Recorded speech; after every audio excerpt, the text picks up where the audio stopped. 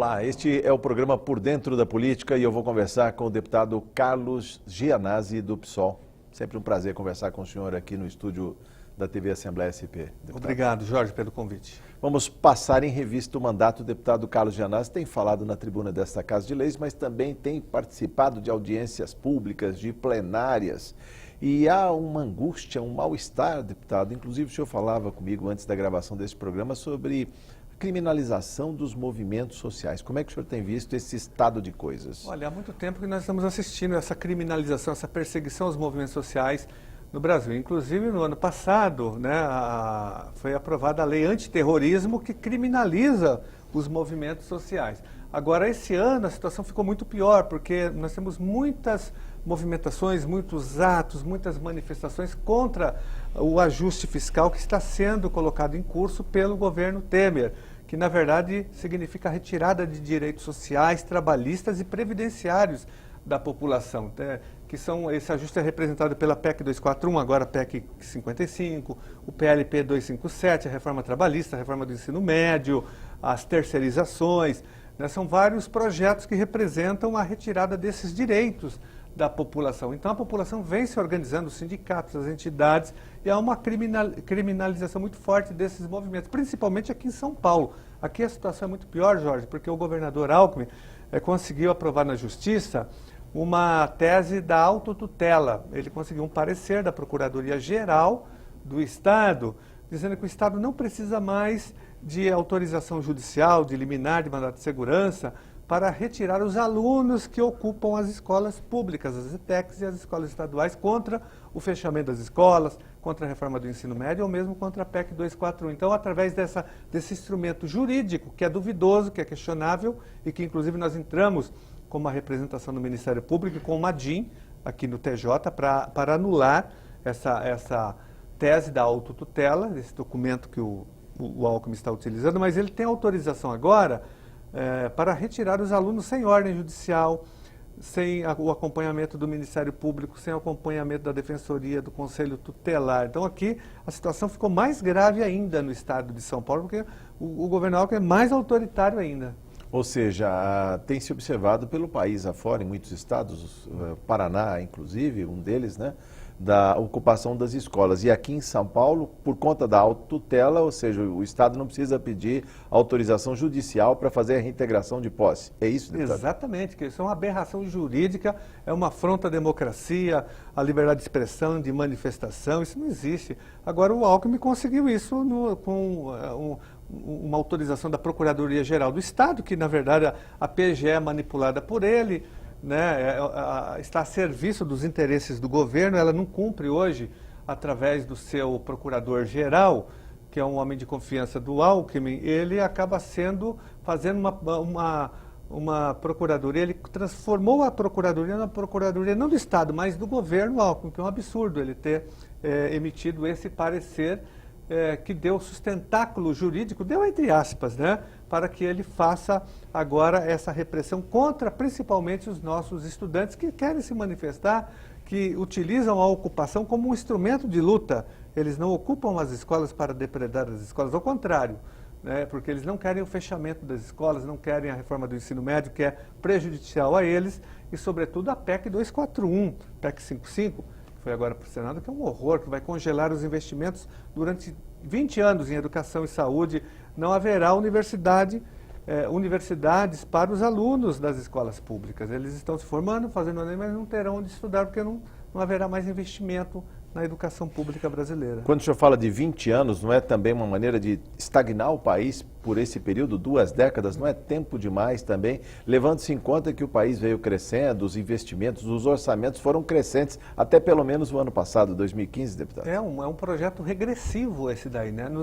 Esse projeto vai nos remeter aos anos 90 do neoliberalismo, do Estado mínimo, ainda na época do Fernando Henrique Cardoso e até antes um pouco do governo Collor. Isso não existe, nem um país do mundo foi aprovada uma legislação como essa, por um prazo tão longo, é um prazo de 20 anos, não é limite de gastos, porque se fosse limite de gastos, também haveria um limite para o pagamento de juros da dívida. Sim. Porque isso não existe. Tem limite de investimento para todas as áreas sociais, menos para o pagamento de juros. Então isso não.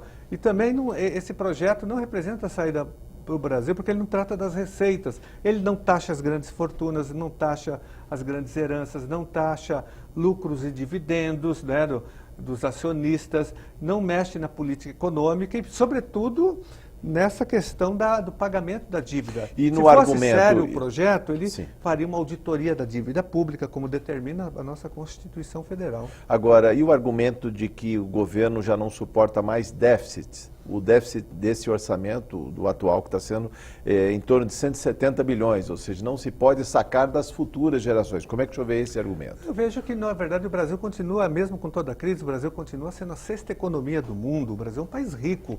A questão do Brasil é a distribuição de renda, né? Que a riqueza produzida pela população, pelos trabalhadores e trabalhadoras em geral, essa riqueza é apropriada por uma minoria. Hoje, quem se beneficia com a situação do Brasil, sobretudo com a política econômica e com a dívida pública, representa 0,33% da população. 0,33%? 0,33%. Uma pequena parte do topo da pirâmide, que não significa nada diante da imensidão que é o Brasil. Só essa porcentagem, somente esse grupo que se beneficia com o pagamento de juros da dívida. Então, o nosso orçamento público, ele, Jorge, é consumido por 44% só com pagamento de juros e amortização da dívida pública. O serviço da dívida pública. Então, a saúde, por exemplo, representa só 2% desse investimento, a educação 3%, e depois disso a maior área é a Previdência, que tem 20% ou 21%, mas o que mais consome o orçamento do nosso país é o pagamento com juros da dívida. Por isso que tem que ser realizada imediatamente uma auditoria da dívida para ver o que é real, o que não é dessa dívida, né? E aí sim a gente possa reelaborar uma política econômica baseada no crescimento, no desenvolvimento e na criação de emprego no Brasil. Quando se fala que estamos de olho nos rentistas, como o senhor disse, né, que fazem com que esses juros, esses papéis do governo ainda sejam trocados e a gente pague aí juros, a Selic aí de 14,25% ao ano, deputado, mas que rolando aí nos papéis do governo vão virar bilhões, são 300, 400 bilhões por ano que o governo paga de juros. É um dinheiro que poderia ser reinvestido na educação, na saúde ou mesmo na previdência e trazer mais conforto para nós brasileiros? Exatamente. Nós temos um dado aqui científico, né, estatístico dos economistas, dizendo o seguinte: no ano passado, em 2015, o Brasil pagou 500 bilhões de reais só de juros e de amortização da dívida pública, 500 Sim. bilhões. E com a educação e saúde, ele investiu apenas 200 bilhões de reais. Os dois somados, educação e saúde. Os dois somados, 200 bilhões, educação e saúde, e 500 bilhões, mais que o dobro. Só com, no serviço da dívida. Então não dá nem o país sair do atoleiro social, do inverno social, se não mexer nessa questão da dívida. Então, dinheiro tem. O Brasil é um país rico, um país que não está em crise, porque além de ser a sexta economia do mundo, o Brasil tem uma reserva de dólares. Né? Então, não tem que. Acontece que trata-se agora de um movimento do capital, do poder econômico, para aumentar a sua acumulação capitalista, a sua taxa de lucros. Então, ele ataca agora o dinheiro do Estado. Por isso que querem fazer a reforma da Previdência para retirar dinheiro dos trabalhadores, né, do fundo, querem fazer a reforma, acabar com a desvinculação das receitas obrigatórias, saúde e educação. Sim. Justamente, a PEC 241, ela acaba mexendo na base de cálculo das verbas vinculadas, sobretudo essas duas, educação e saúde, para transferir esses recursos para o capital privado, para o aumento da taxa de lucros e a acumulação capitalista. É disso que se trata a PEC 241, PEC 55, todos esses projetos de reforma, transferência de dinheiro público para o poder econômico. Agora, quando se fala num espectro largo, 20 anos, deputado, isso quer dizer que a gente vai ficar reproduzindo essa crise por muitos anos? Estamos em crise agora, em 2016, o PIB caiu em 2015, 3,8%, mas isso não quer dizer que em 2020 estejamos nesse mesmo atoleiro, vamos dizer assim, em termos de Exatamente. economia, a gente pode ficar freando o crescimento do país? É mesmo que o Brasil saia da crise em 5, 6 anos, isso não vai acontecer com essas medidas do governo, vai ser, mas mesmo que acontecesse, o Brasil não poderia investir mais recursos nas áreas públicas. Porque o orçamento ia bater no teto e para. Exatamente, é um absurdo total. Na verdade, essa proposta da PEC, essa reforma do Estado, ela vai transformar o Brasil num paraíso para os rentistas e especuladores, para os banqueiros, por um prazo de 20 anos. Já é hoje um grande paraíso, mas agora ele vai se consolidar como grande paraíso para a especulação financeira.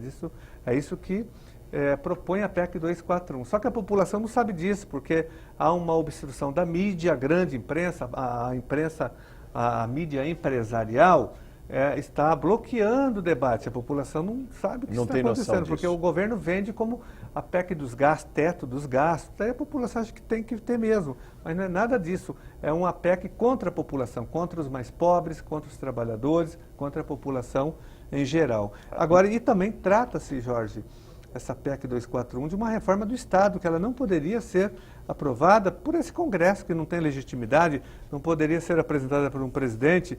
Nós teríamos que fazer aí sim talvez uma nova Assembleia Nacional Constituinte, porque isso vai reformar toda a concepção do Estado, isso modifica a Constituição de 88. Isso é um absurdo, esse governo não tem legitimidade, muito menos o Congresso Nacional, para fazer uma mudança dessa envergadura, comprometendo várias gerações. Sim, mas esse estado de bem-estar social pregado na Constituição, ou seja, o cidadão tem direito ao transporte, saúde, à educação de qualidade.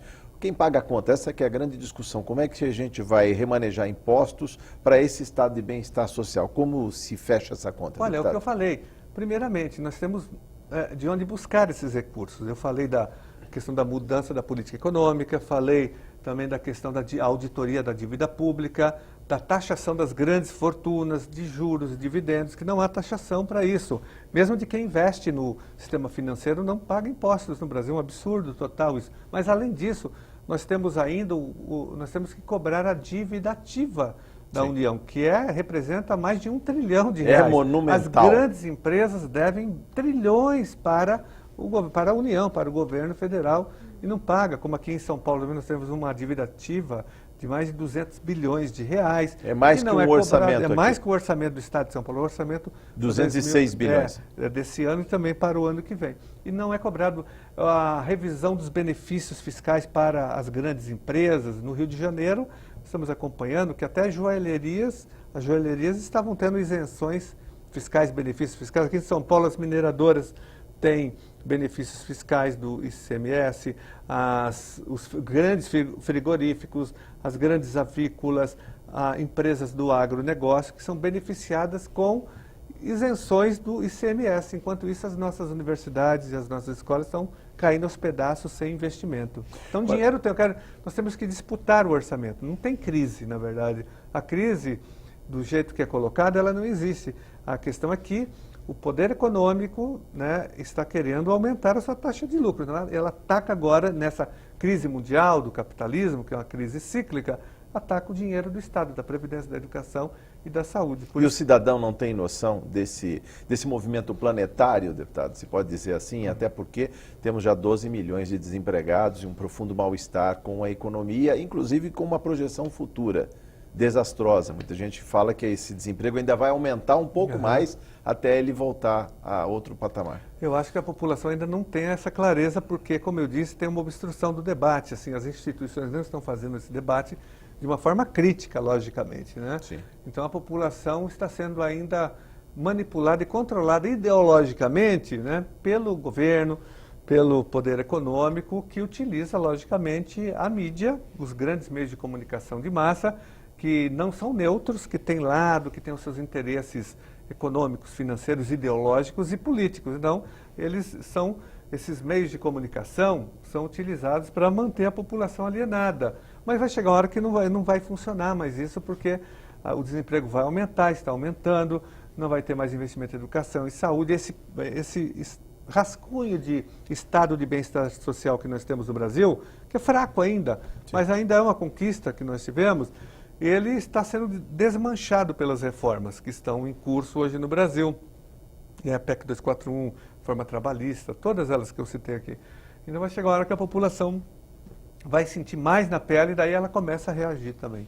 E como se esboça essa reação, se também os movimentos sociais, e aí eu estou fazendo um retorno à nossa pergunta inicial, também estão sendo criminalizados, estão tendo muita dificuldade de articulação, deputado? Olha, tem mesmo, os movimentos estão sendo perseguidos, nós temos vários casos aqui em São Paulo, principalmente em São Paulo, mas nós já passamos, Jorge, na história do Brasil, momentos difíceis. Nós já enfrentamos o Estado Novo, a ditadura Vargas, nós enfrentamos o regime militar, os anos de chumbo da ditadura, foram 21 anos de repressão, e os movimentos eram também perseguidos, as pessoas eram presas, mortas, exiladas, torturadas. Sim. E houve resistência, a ditadura militar no Brasil foi derrotada. Nós enfrentamos depois o pensamento único do Estado neoliberal brasileiro, do Estado mínimo na gestão Fernando Henrique Cardoso, e que tinha um componente ideológico muito forte, né, um apelo até na sociedade. Nós conseguimos derrotar aquele projeto, e essa é mais uma fase difícil para os movimentos, mas que será superada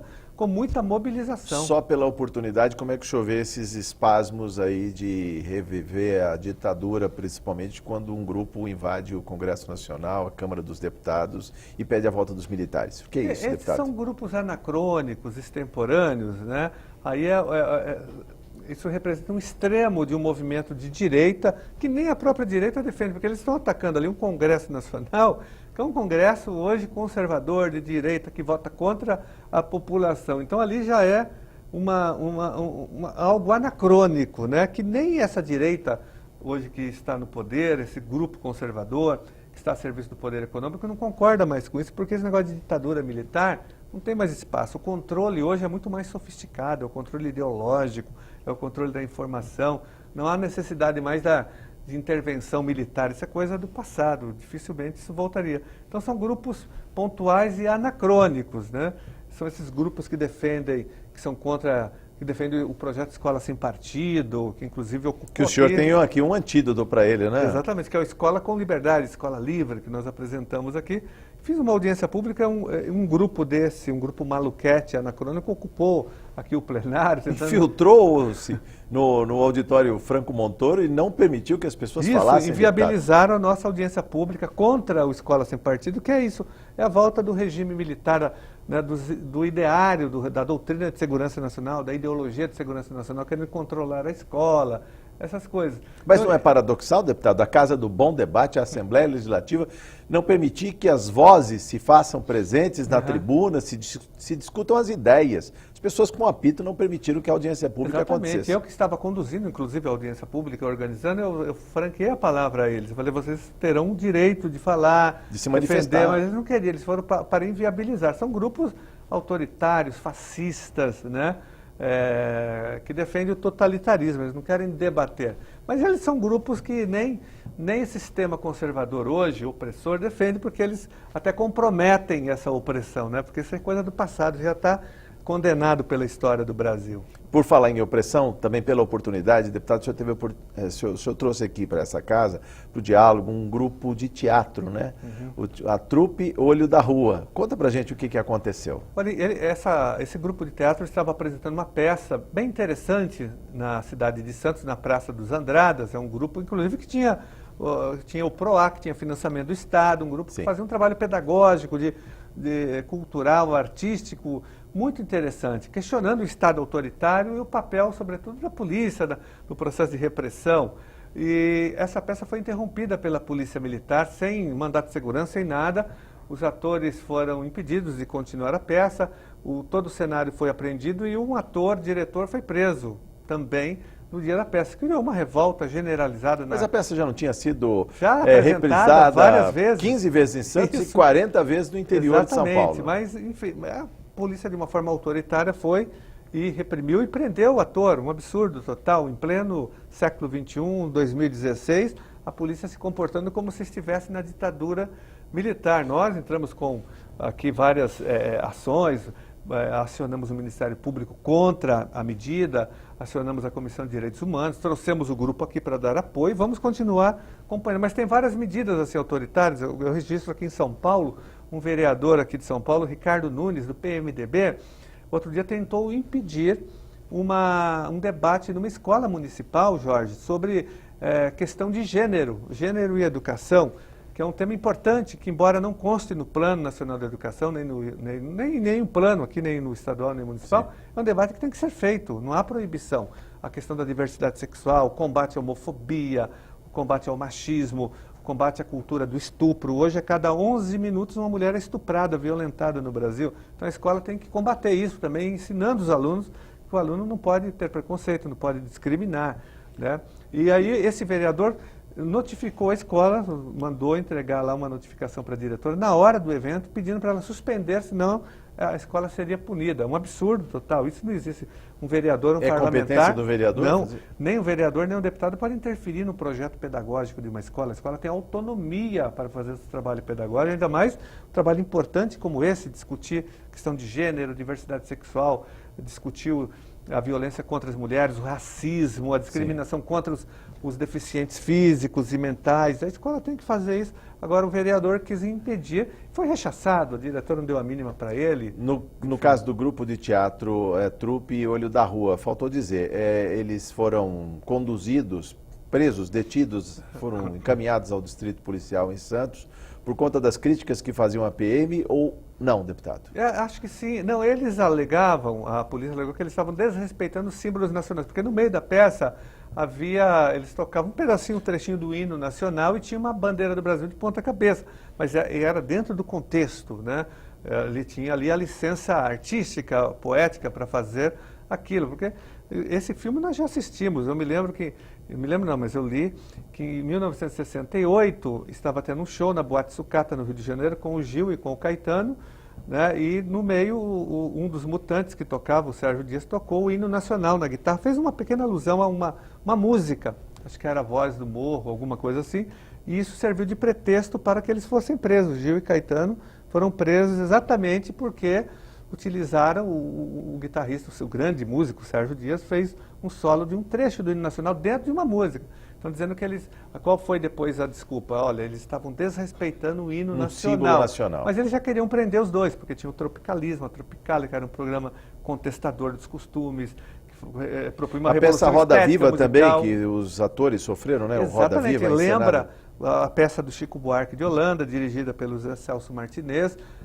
aqui em São Paulo, onde os atores foram espancados pelo CCC, o Comando de Caça aos Comunistas. Isso é um absurdo. Então é coisa dos anos 60 sendo reproduzida agora, que a escola sendo interditada por um vereador, peça de teatro com seus atores presos. É um absurdo, é uma volta ao passado, que nós não podemos tolerar, temos que reagir com veemência contra isso. O senhor falou, Ampassan, que a peça também recebe recursos públicos, ou seja, incentivos do PROAC, o Programa de Ação Cultural do Governo do Estado de São Paulo, ou seja, ela passou por todos os ritos, ela foi aprovada entre centenas de peças que são, digamos, de projetos que são colocados para a Secretaria, ela está ali sendo agraciada com recursos públicos, deputado. Não seria até um contrassenso o próprio Estado que dá dinheiro para que a peça seja encenada em praça pública, venha com a sua polícia e não permita que isso aconteça? Esse fato foi tão anacrônico, esse comportamento da polícia, que até o próprio governador Alckmin falou que tem que defender a liberdade de expressão.